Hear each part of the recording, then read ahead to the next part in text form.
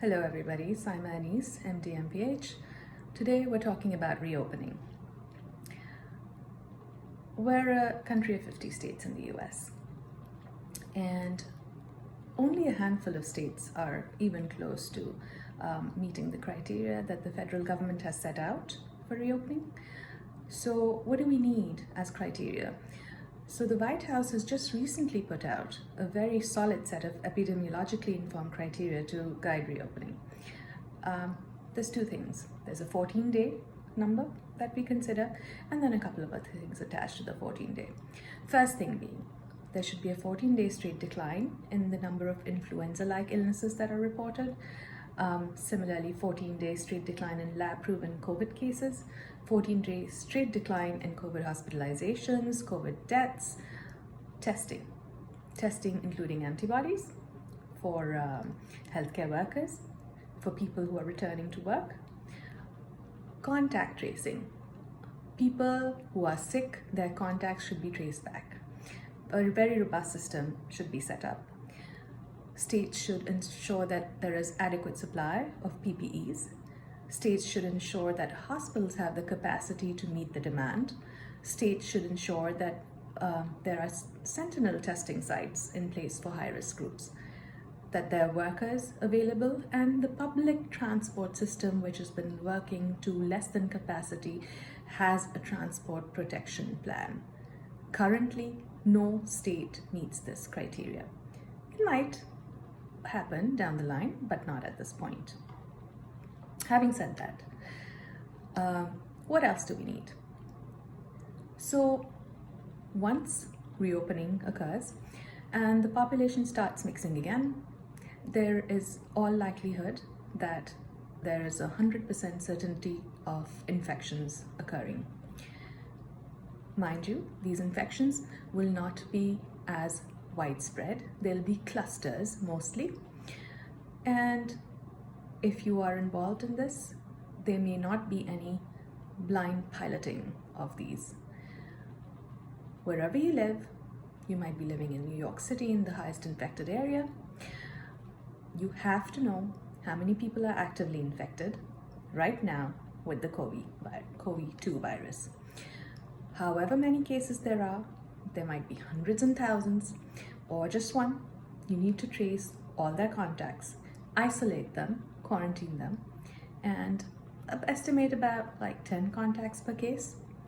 Wherever you are, you'd like to see how close your place is to the herd immunity threshold.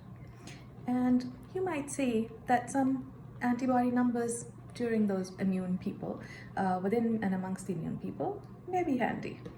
You'd like to know who exactly is at risk. Is it the elderly? Is it a particular ethnic group? Is it a residence in some specific area or facility? Who needs that extra watch over their heads?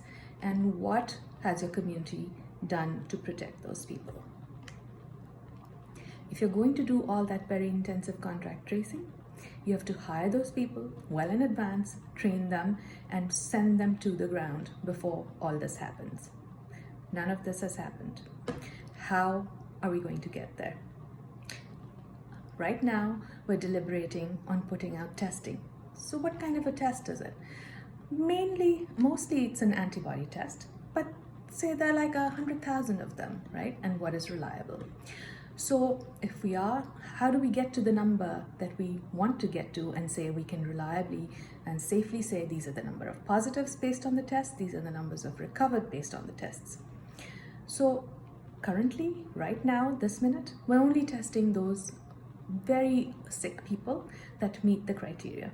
So unless you're like some celebrity, you're not going to be administered a test. You can go to a drive-in testing site, but chances are they might refuse you testing if you don't meet the certain criteria that I've set out for testing. So unless you have those specific symptoms, or you have a contact of a positive case, or you're living in a place that is very open to public and they're doing asymptomatic people testing as well, we already have a positive selection bias in testing, meaning that we tend to think that the prevalence of people testing positive is more than what is the actual prevalence of disease in the society. So we have to keep that in mind. So as we expand testing, we will see as time goes on that the people who are positive will become less and less.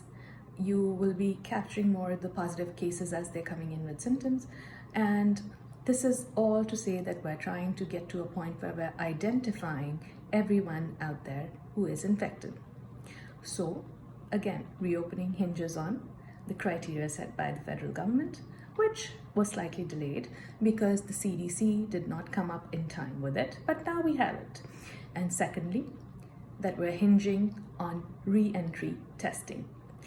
It doesn't matter if the area is high or low prevalence. Through testing, it will capture all of the active cases, and that is the main punchline.